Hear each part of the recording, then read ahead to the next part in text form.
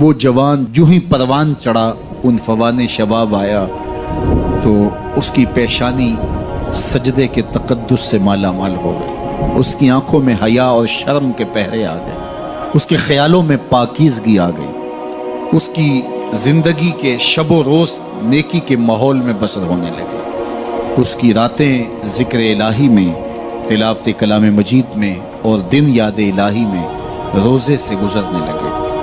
وہ جوان جس کی جوانی اللہ کی عبادت میں گزری، کہ جوانی اگر عبادت میں گزر گئی تو بڑھاپا تو پر نور ہے ہی ہے۔ سب سے مشکل مرحلہ زندگی کا جوانی کا ہے۔ شیطان زیادہ ورغلاتا ہے کسی شخص کو جب وہ جوانی کے مرحلوں سے گزر رہا ہوتا ہے۔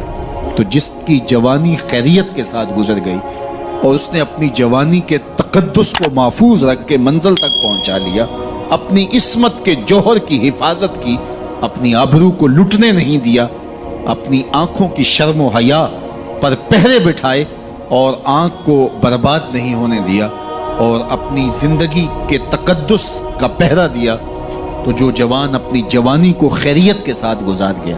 کسی نے کہا تھا نا، کتاب زیست کا ایک اور باب ختم ہوا، شباب ختم ہوا، ایک عذاب ختم ہوا۔ تو جوانی جس کی منزل تک پہنچ گئی خیریت کے ساتھ، عافیت کے سائے میں، مشکل تو بڑا ہے جوانی کو منزل تک لے جانا، خیریت کے ساتھ داغدار نہ ہونے دینا، جوانی کے تقدس کو رسوا نہ ہونے دینا، عصمت کے جوہر پہ کالک نہ لگنے دینا، خواہشات کو غالب نہ آنے دینا۔ آسان کام تو نہیں ہے، مشکل کام ہے، لیکن اگر کوئی مشکل کاٹ گیا، جوانی کے تھوڑے سے ایام میں گزار گیا۔ اللہ اکبر۔ حضرت شیخ ختلی کہتے ہیں، داتا گنج بخش علی حجویری علیہ رحمہ کے مرشد ہیں، الدنیا یوم ولنا فیہا صوم۔ وہ کہتے ہیں دنیا ایک دن ہے، ہم روزہ رکھ کے گزار رہے ہیں۔ تو روزہ رکھ کے سارا دن گزر ہی جاتا ہے، دوپہر بھی آتی ہے گزر جاتی ہے، اور عصر کا وقت بھی آتا ہے گزر جاتا ہے، کھانے کا وقت بھی آتا ہے، چائے کا وقت بھی آتا ہے، سب کچھ ہوتا ہے لیکن گزر جاتا ہے، افطار تک بندہ پہنچ جاتا ہے۔ جس نے زندگی روزے کی طرح گزار دی، جس نے جوانی روزہ رکھ کے گزار دی، خواہشات کو بے قابو نہیں ہونے دیا، مشکل کام تھا لیکن اس نے مشکل کام کر دکھایا۔ اجر کتنا بڑا ہے، سنیے اللہ کے محبوب کی زبان سے سنیے۔ حضور نے ارشاد فرمایا جو سیدنا ابو ہریرہ کے ذریعے سے ہمارے تک پہنچا، فرمایا قیامت کے دن جب سورج کا رخ سیدھا ہوگا، زمین تانبے کی ہوگی، لوگ پسینے میں شرابور ہوں گے، کوئی ٹخنوں تک پسینے میں، کوئی گھٹنوں تک، کوئی کمر تک، کسی کو پسینے کی لگام دی جائے گی، اور وہ پسینہ ایسے نہیں ہوگا جس طرح یہ پسینہ ہے، اتنا گرم ہوگا۔ ابن رجب حنبلی کہتے ہیں اس پسینے کا ایک قطرہ اگر احد پہاڑ پہ ڈال دیا جائے تو وہ پگھل جائے، اتنا گرم ہوگا، بدبودار اتنا ہوگا، ایک قطرہ دنیا پہ ڈال دیا جائے، انسان کیا جانوروں کے دماغ بھی پھٹ جائے، اس پسینے میں لوگ شرابور ہوں گے۔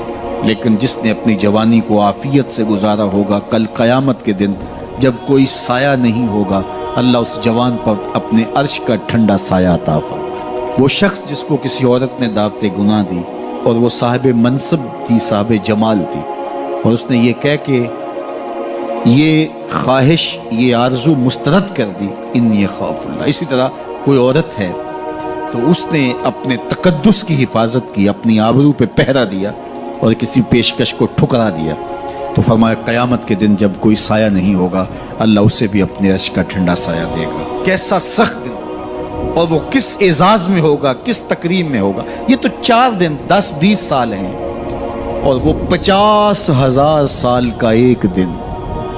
پھر اس کو اللہ کا شکر ادا کرنا ہوگا کہ اللہ تو نے کتنا کرم کیا میرے اوپر کہ میری جوانی خیریت اور عافیت سے گزری، اور آج اس کا تو کتنا بہتر صلہ مجھ کو دے دیا۔ آج اللہ نے مجھے اور آپ کو فرصت دی ہے، یہ اٹھتے ہوئے جنازے، یہ پھیلی ہوئی قبریں، یہ ہم سے بچھڑتے ہوئے لوگ، یہ ہمارے لیے ایک پیغام ہے، ایک میسج ہے ہمارے نام، یہ ہمارے لیے عبرت ہے۔ آج وہ جا رہے ہیں تو ہمیں بتا کے جا رہے ہیں کہ صاحب ہم جا رہے ہیں، ہمارے پیچھے تم بھی آ رہے۔ اور یہ بات ذہن میں رکھیے، دنیا پر آنے کی ایک ترتیب ہے، دنیا پر جانے کی وہ لازمی ترتیب نہیں ہے۔ پہلے دادا آتا ہے، پھر باپ آتا ہے، پھر بیٹا آتا ہے، پھر اس کے بعد بچے آتے ہیں۔ ایسے کبھی نہیں ہوا کہ باپ سے پہلے اولاد آ گئی ہو۔ دنیا پر آنے کی یہ ترتیب ہے اور یہ طے شدہ منظم ترتیب ہے، لیکن دنیا سے جانے کی یہ ترتیب نہیں ہے کہ پہلے باپ جائے پھر ہی اولاد جائے گی۔ بسا اوقات بوڑھے باپ کو جوان بیٹے کی میت کو کندھا دینا پڑ جاتا ہے۔ تو یہ دنیا سے کب کوئی جا سکتا ہے مجھے اور آپ کو نہیں پتہ، یہ امر مخفی رکھا گیا ہے اس لیے تاکہ ہم ہر لحظہ موت کے لیے تیار رہیں۔ موت کے لیے تیاری یہی ہے کہ ہم توبہ کی دہلیز پہ کھڑے رہیں، اپنے مالک کے حضور رجوع کرتے رہیں، اچھے اعمال کا ذخیرہ کریں، اور کسی کے حق ہمارے ذمے پر نہ ہو کہ ہم قیامت کے دن جو ہے وہ پچھتائیں۔ کسی نے اگر کسی کا حق غصب کیا صرف 3 پیسوں کے عوض کے اندر، قیامت کے اندر یہ کرنسی تو ہمارے ساتھ ہوگی نہیں، یہ تو ہم یہیں چھوڑ دیں گے، یہ مال، یہ دولت، یہ بینک بیلنس یہیں چھوڑ کے چلے جائیں گے، یہ تو کفن بھی میلا نہیں ہونے دیں گے کہ بانٹ لیں گے۔ جاندی واری ڈرونا بنے ہوتے ہاتھ نہ لاندے ڈر دے، جنہ لئی تو پاپ کمائے اج کتھے نہیں تیرے کر دے۔ وہ تو کفن بھی میلا نہیں ہوں گے دیں گے، بانٹ لیں گے۔ تو آخرت میں سکہ رائج الوقت عمل ہوگا، تو پھر عمل لیے جائیں گے۔ تو جس نے کسی کا 1 ٹگا مارا ہوگا، 3 پیسے مارے ہوں گے، اس کے بدلے میں 700 نمازیں جو باجماعت پڑھی گئی ہیں وہ لے لی جائیں گے، اور جو لوگوں کے پلاٹ ہڑپ کر گئے، رشوتیں، زیادتیاں، جور و ظلم اور لوگوں کے ساتھ زیادتیاں اور لوگوں کا مال ہتھیانا، خون نچوڑنا، اذیتیں دینا، تو کس طرح وہ قیامت کے دن عہدہ برا ہو سکیں گے؟ تو آج اللہ کی رحمت کے در کشادہ ہیں اور اس کی رحمتیں آواز دے رہی ہیں، آجو پلٹ کے میری رحمت کے دروازے کھلے۔ اللہ اکبر۔ یا ایھا الانسان ما غرک بربک الکریم، اے انسان پلٹ کے آ جاتے ہیں، رب بڑا ہی کریم ہے۔ مجھے بتاؤ، یوں بھی کوئی آواز دیتا ہے، یوں بھی کوئی پکارتا ہے؟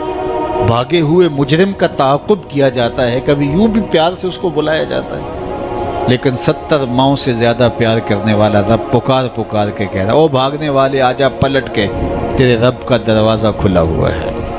وہ یہ نہیں دیکھے گا تو نے جرم کتنے کیے، وہ یہ دیکھے گا تو پلٹ کے آئے گا، آ گیا ہے، اور وہ تیرے گناہ نہیں دیکھے گا، تیرے آنے کو دیکھ کے تیرے گناہوں کو بدل کے نیکیوں میں تبدیل کر دے گا۔ جتنا بڑا گناہ گار ہے اتنا بڑا نیکوکار بن جائے۔ آ تو صحیح، آنا تو نے ہے ہی، پھر جو کفن میں منہ چھپا کے آتا پھرے گا، پھر جو تجھے لوگ اٹھا کے لائیں گے۔ اچھا نہیں ہے کہ اپنے قدموں سے خود ہی چل کے آ جا، آج کھلے منہ آ جا، اس کی رحمتیں تیرے استقبال کرنے کے لیے منتظر ہیں۔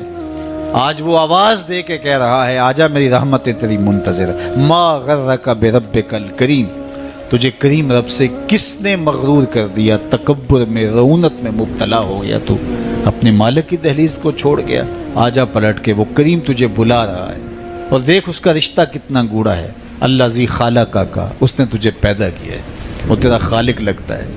اللہ اکبر۔ یعنی وہ تجھے بلا رہا ہے جس کا تیرا رشتہ اتنا گہرا ہے کہ وہ تیرا خالق لگتا ہے۔ ماں کو جو اولاد سے پیار ہے، دنیا کے کسی ترازو پہ وہ پیار تولا جا سکتا ہے؟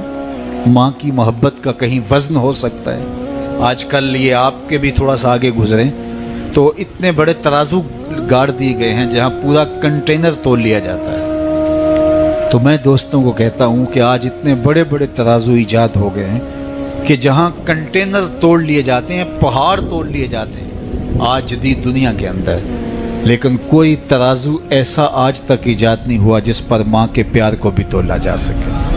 اس کے سینے میں جو تڑپتی ہوئی ممتا رکھی گئی ہے، محبت کا جو جہاں آباد کر دیا گیا، الفتوں کی ایک کائنات ماں کے سینے میں رکھ دی گئی ہے، اس کا نعم البدل کیا بدل بھی موجود نہیں ہے۔ ماں جب بولتی ہے تو اس کے لہجے میں جبریل بولتا ہے، ماں جب مسکراتی ہے تو لگتا ہے جنت کی ساری کلیاں کھل اٹھی ہیں۔ وہ سینے میں درد، وہ درک، وہ محبت، وہ کائنات، وہ انوکھا پیار جو اولاد کے لیے رکھتی ہے، یہ اتنا پیار ماں کے سینے میں پیدا کیسے ہوا؟ تو آپ کے پاس ایک ہی جواب ہوگا، اس لیے کہ ماں نے اولاد کو جنم دیا ہے۔ تو میں یہاں آپ کی توجہ چاہوں گا، جس ماں نے اولاد کو جنم دیا ہے وہ اتنا پیار کرتی ہے، تو جس رب نے خلق کیا ہے وہ کتنا پیار کرتا ہوگا۔ میں آپ کی توجہ چاہوں گا، مجھے اور کوئی نہیں چاہیے، صرف توجہ چاہیے گا، صرف نظارے کے لیے جنبش مژگاں بھی بھار ہے، نرگس کی آنکھ سے تجھے دیکھا کرے کوئی۔ تو میری آرزو یہ ہے کہ آپ کی تمام تر توجہ میری جانب مبذول ہوں تھوڑے وقت میں۔ جس شدت کی گرمی میں آپ بیٹھے ہیں مجھے اس کا احساس ہے، تو میں چاہوں گا کہ چند باتیں آپ تک پہنچ جائے۔ تو جو ماں اتنا پیار کرتی ہے وہ اس لیے کہ ماں نے جنم دیا ہے، تو جس نے جنم دیا ہے وہ اتنا پیار کرتی ہے، تو جس رب نے خلق کیا ہے وہ کتنا پیار۔ تو ماں کی دہلیز چھوڑ کے بیٹا بھاگ جائے تو ماں آواز دیتی نا، پتر کہاں بھاگ رہا ہے، آجا پلٹ کے، اتنی ٹھنڈی چھاؤں کہیں نہیں ملے گی، اتنا پیار تجھے کہیں سے نہیں مل سکتا، آجا پلٹ کے۔ مائیں تو مائیں ہوتی ہیں، اور اولاد کے لیے ان کے سینے میں جو تڑپتی ہوئی ممتا ہوتی ہے، اور پیار کا جو ایک آباد جہاں ہوتا ہے وہ ایک الگ ہی کائنات ہے، وہ ایک الگ ہی جہاں ہے۔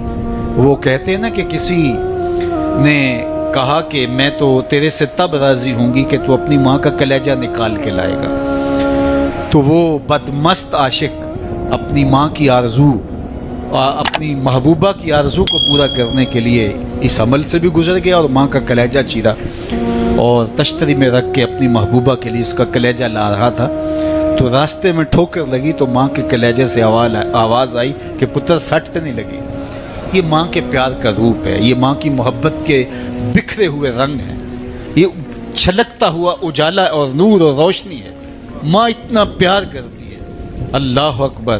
تو ماں کو اتنا پیار اس لیے ہے کہ اس نے جنم دیا، اور رب نے تو خلق کیا دست قدرت سے۔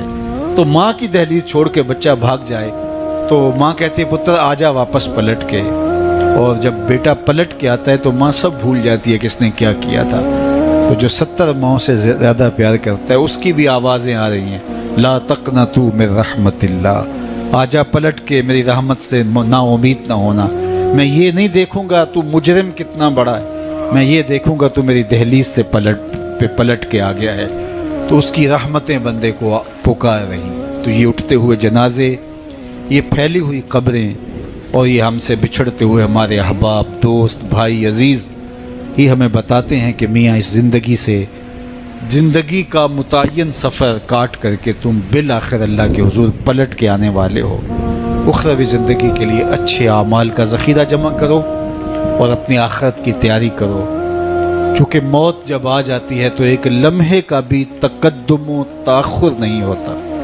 موت ایک اٹل طے شدہ امر واقعی اور حقیقت واقعہ ہے، بہر صورت اس نے آ کے رہنا ہے، بلکہ اللہ تعالیٰ جل شانہ نے اس کو اچانک رکھ کر کے ہمیں ہر وقت مستعد اور فعال رہنے کی ترغیب دی کہ تاکہ ہم ہر لحظہ، ہر ساتھ اپنے آپ کو آمادہ رکھیں، کسی وقت بھی بلاوا آ سکتا ہے اور ہم موت کی اس گاڑی میں سوار ہو سکتے ہیں۔ اللہ اکبر۔ تو آئیے میں اور آپ اللہ کی بارگاہ میں دعا بھی کرتے ہیں